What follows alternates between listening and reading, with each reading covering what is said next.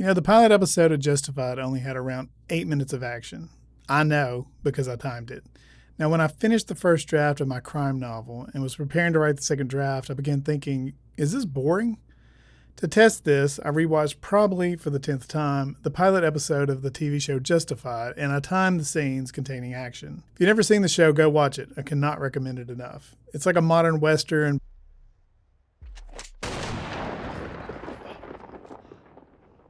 but it has one of the best pilot episodes I've ever seen, and, in my opinion, is one of the best TV shows ever. In an hour-long crime drama, 52 minutes without commercials, it only had around 8 total minutes of action, so not much, which surprised me because I remembered it being exciting from the first gunshot to the last. But that 8 minutes of action contains a lot of weight concerning the story, so I wanted to figure out why so little action made it feel like such an exciting episode. And the reason was the action in Justified isn't carrying the story, the conversations are. The conversations build history, they create tension. They explain why the action matters when it happens. Raylan Givens, the protagonist, a U.S. Marshal, starts the episode sitting across a poolside table from Tommy Bucks, a local gangster. Raylan has given Bucks 24 hours to get out of Miami or he'll kill him. You're a character. I was telling my friends this morning how yesterday you come to me and you don't get out of town in 24 hours, I'm gonna shoot you on sight.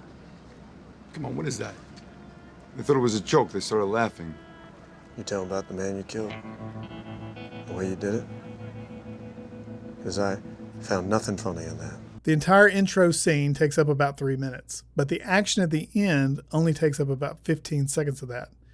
The rest of the scene is just them talking. Tommy isn't some random criminal Raylan just decided to kill. Before the shooting, the two have a short, very concise conversation. Tommy killed an innocent man in front of Raylan in the past, and Raylan has been wanting to make Bucks pay for it ever since. The conversation establishes history, motivation. It builds tension from the moment Raylan is seen walking into the hotel. Based on the conversation that happens in the first 2 minutes and 45 seconds, the last 15 seconds seem inevitable. By the end of the first 3 minutes of the show, you know who Raylan is, you know he has a code, you know he'll do what he has to support that code. I thought my book might be boring because the characters spent most of their time sitting at desks talking, sitting in pickup trucks talking, sitting in tobacco barns talking. I mean, it is a southern crime novel, so people usually spend their time talking in barns or coal mines. It's kind of a requirement. Now, there is violence, but there wasn't nearly as much action as I thought there'd be. I phrase it that way because I wrote my book through discovery writing, not plotting, so maybe my characters turned out to be a little more diplomatic than I thought they would be.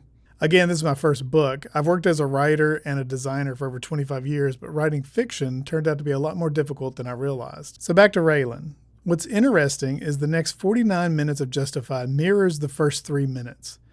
We establish who Raylan is, but in a broader scope, his history, his morals, where he's at, where he came from, his motivations, his accuracy with a firearm. Raylan talks to his boss, he talks to the people in Lexington, he reconnects with people from Harlan. Scene after scene is mostly people talking. And much like the Tommy Bucks discussion, during those 49 minutes, we learn the history and morals and motivations of Raylan's newest antagonist. My name's Boyd Crowder. In the end, Raylan and Boyd also end up sitting across a dining room table from each other, but they're a long way from Miami. Different location, same circumstances. Your 45's on the table. I have to pull. Is that how we do it? Well, I appreciate that, Raylan. Yes, I do believe it is my call. What are you packing? You'll pay to find that out. Just like Tommy Bucks, we learned that Raylan and Boyd aren't strangers. They dug coal together when they were younger. They grew up in similar, not so great circumstances. Their relationship is complicated, even more complicated than the Tommy Bucks relationship, and more familiar. So when Raylan shoots Boyd, the action that was also inevitable based upon those 49 minutes, he doesn't kill him. He just barely misses Boyd's heart, and we know that isn't an accident. Raylan's boss, Art, comes up to Raylan and says, "At Glencoe, didn't you teach those recruits to aim for the heart?" So while Raylan killed Bucks without remorse, by the end he chooses to let Boyd live, which shows his growth as a character. Now, just like the beginning, the violence is brief, but the moment leading up to it creates almost unbearable tension and anticipation, making the violence earned.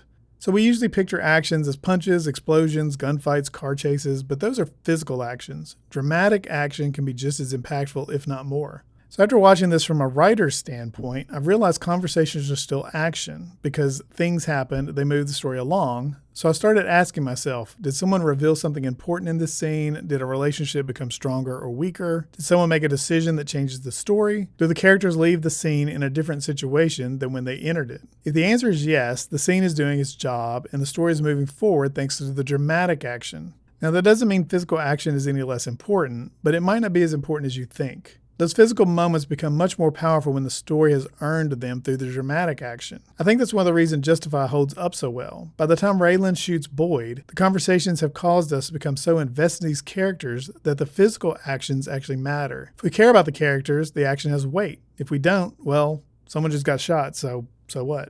I realized adding physical action to a scene just so something happens is the same as including a conversation that doesn't move the story forward. If the physical action or the dramatic action doesn't change the characters in some way, take that information out or don't add it to start with. So after reviewing this episode, I realized I don't have too little action. I have just the amount I need based on the story that's occurring and the conversations that have happened. So they support that action. So if you're struggling with your own story and thinking you don't have enough action in it to make the story interesting, you have to realize the action isn't what makes it interesting. It's the characters and the conversations they have that lead up to those actions. I hope you found this helpful when you're thinking about your own writing. Thanks for watching, and I'll see you in the next one.